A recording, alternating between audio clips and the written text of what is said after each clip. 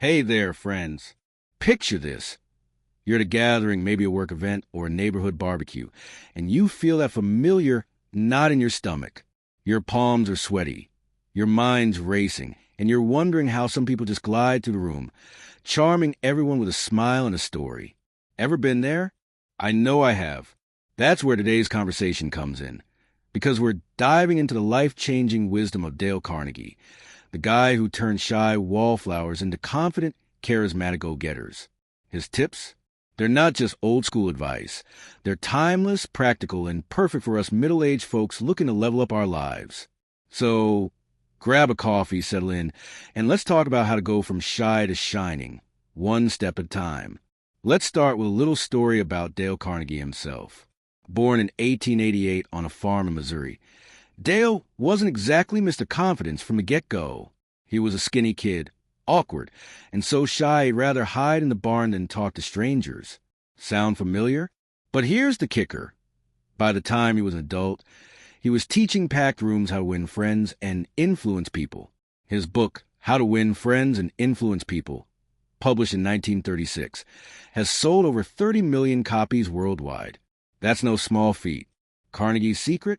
He didn't just wake up charismatic. He studied, practiced, and built a system that anyone could follow. And that's what we're unpacking today. His practical, down-to-earth tips to help you feel more confident, connect with people, and maybe even light up a room. First things first, let's talk about why being charismatic matters, especially for us in our 40s, 50s, or beyond. At this stage, we got experience, wisdom, and stories to share, but sometimes we hold back. Maybe it's fear of judgment, or maybe we've been burned before. But charisma isn't about being the loudest or the flashiest. It's about making others feel good around you. Research from Princeton University in 2018 showed that people judge your warmth and competence within milliseconds of meeting you. Milliseconds. That means your smile, your vibe, your energy, they set the tone. Carnegie knew this, and his tips are all about building that warmth and confidence naturally. So, let's dive into Carnegie's first big idea. Smile like you mean it. Sounds simple, right? But there's science behind it. A 2016 study from the University of Kansas found that smiling, even when you don't feel like it, can lower stress and make you seem more approachable. Carnegie used to say, "A smile costs nothing but gives much." Think about someone like Oprah Winfrey. Her smile lights up a room, and it's not fake. It's warm, inviting, like she's saying, "I see you and I'm happy you're here." That's the kind of smile Carnegie was talking about. Now, let's try this in real life. Imagine you're at a coffee shop, and the barista hands you your latte. Instead of just nodding, you flash a genuine smile and say, "Thanks, this looks great." Watch how their face lights up. Or at work, when you're meeting a new colleague, smile like you're genuinely happy to meet them. It's a small move, but it's powerful. I remember trying this at a community event a few years back. I was nervous, feeling out of place, but I forced myself to smile at the guy next to me and say, "Hey, great to see someone else braving this crowd." He laughed. We started chatting, and by the end of the night, we were swapping stories like old friends. That's the magic of a smile. It's your first step to charisma. Next up, Carnegie's golden rule. Make people feel important. This is huge, especially for us middle-aged folks who've seen enough to know life's not all about us. Carnegie said, "You can make more friends in 2 months by becoming interested in other people than you can in 2 years by trying to get other people interested in you." Wow, right? It's about flipping the script. Instead of worrying about how you come across, focus on the person in front of you. Let's break this down with an example. Say you're at a family reunion and your cousin's talking about their new hobby. Maybe it's gardening. Instead of zoning out or waiting to jump in with your own story, ask questions. What got you into gardening? What's your favorite plant to grow? Carnegie called this being a good listener, but it's more than that. It's showing you care. A 2017 study from Harvard Business School found that people who ask thoughtful questions are perceived as more likable and trustworthy. And here's a real whirlwind. I tried this with a coworker who was always quiet in meetings. I asked about her weekend, really listened, and found out she's a huge hiking buff. Now, we swapped trail tips, and she's opened up in ways I never expected. That's Carnegie's magic at work. making others feel seen. But what about when you're feeling shy? That's where Carnegie's next tip comes in. Act as if you're confident. This isn't about faking it till you make it. It's about choosing to step into the version of yourself you want to be. Carnegie believed that action changes feelings. If you act confident, you start to feel confident. There's science to back this up, too. A 2010 study from Columbia University showed that adopting power poses, like standing tall with your shoulders back, can boost your confidence and lower stress hormones. Think of someone like Dwayne "The Rock" Johnson. He wasn't born a superstar, but he walks into every room like he owns it, and that energy is contagious. Here's how to try this. Next time you're heading into a social situation, take a deep breath, stand tall, and tell yourself, "I've got this." Picture yourself as someone who's comfortable, curious, and ready to connect. I did this before a big presentation at work last year. I was terrified, but I stood in the bathroom, did a quick power pose, and told myself, "You're here to share, not to impress." The result? I nailed it, and people kept saying, "You seem so relaxed." It's not magic. It's Carnegie's principle of acting the part until it feels natural. Now, let's talk about something we all struggle with: handling criticism. As we get older, we've heard our share of feedback, and it can sting. Carnegie's advice? Don't criticize, condemn, or complain. Instead, try to understand the other person's perspective. This doesn't mean you roll over. It means you stay calm and curious. A 2019 study from the University of California found that people who respond to criticism with empathy rather than defensiveness are more likely to resolve conflicts and build stronger relationships. Here's an example. Let's say your boss says your report needs work. Instead of getting defensive, you might say, "Thanks for the feedback. Can you share what areas need improvement?" That's not just professional. It's charismatic because it shows you're secure enough to listen. I had a moment like this with a friend who said, "I was always late to our meetups." Instead of arguing, I said, "I didn't realize I was bugging you. Let's figure out how I can be better." We ended up laughing about it, and our friendship got stronger. Carnegie's point is that charisma isn't about being perfect. It's about being human and handling tough moments with grace. Another big piece of Carnegie's wisdom is praising others generously. This is so easy to do, and it's a game changer. Carnegie said, "Be hearty in your approbation and lavish in your praise." In other words, don't hold back when you see something great in someone. A 2020 study from the University of Chicago found that giving sincere compliments boosts both the giver's and receiver's mood. Think about someone like Ellen DeGeneres. She's a master at making people feel special, whether the guest on her show or a fan in the audience. Try this at home. Next time your spouse, friend, or co-worker does something well, don't just think, "Nice job." Say it out loud. "Hey, that dinner you made was amazing. You got serious chef skills."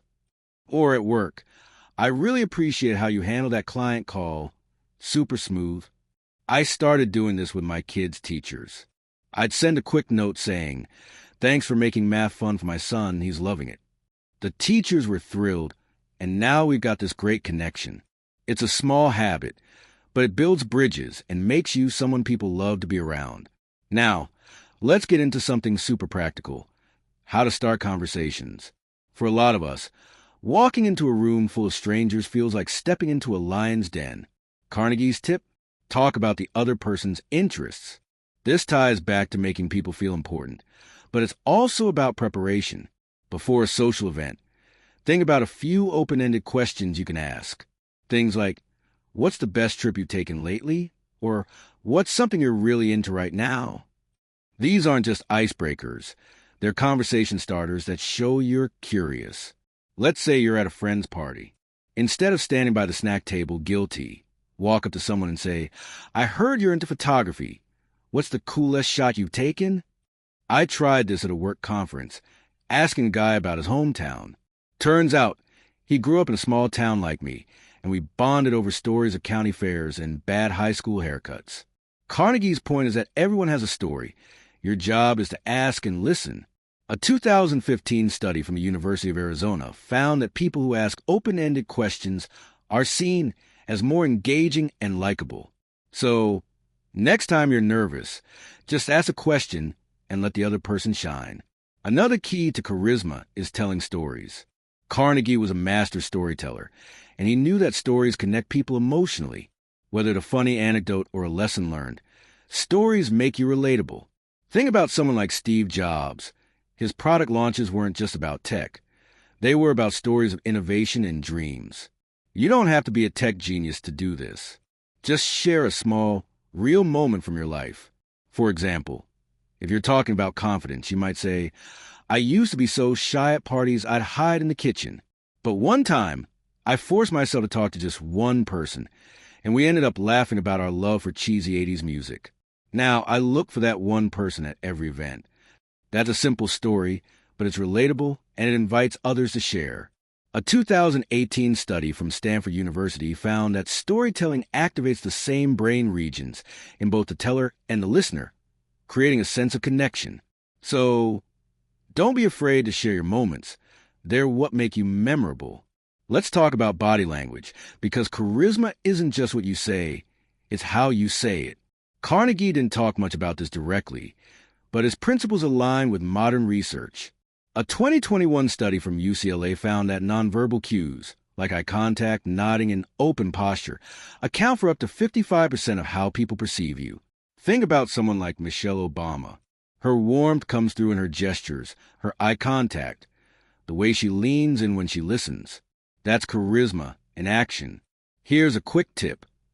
Next time you're talking, keep your arms uncrossed, nod when the other person speaks, and make gentle eye contact. Don't stare like a creeper, just enough to show you're present. I practiced this at a parent-teacher conference. Instead of sitting back, I leaned in, nodded, and kept my hands open. The teacher said, I really felt like you cared about what I was saying. That's the goal, making people feel heard without saying a word. Now, let's address the elephant in the room, fear of rejection. We've all been there, especially as we get older and have more at stake. Carnegie's advice? Focus on the other person, not yourself. When you're worried about being rejected, you're stuck in your head. But when you're curious about someone else, that fear fades. A 2016 study from the University of British Columbia found that people who focus on others' needs during social interactions feel less anxious and more connected.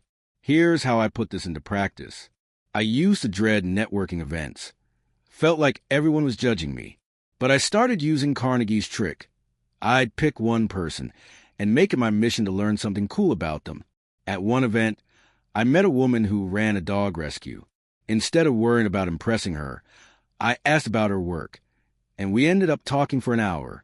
No pressure, no rejection, just a great conversation. That's the power of shifting your focus. As we wrap up, let's talk about consistency. Charisma isn't a one-and-done deal, it's a habit. Carnegie believed that small, daily actions, like smiling, listening, praising, build a charismatic life over time. Think about someone like Tom Hanks. He's beloved not because he's perfect, but because he's consistently kind, curious, and genuine. You can do that, too. Start with one Carnegie tip a day. Maybe today, you smile at a stranger. Tomorrow, you ask a coworker a thoughtful question.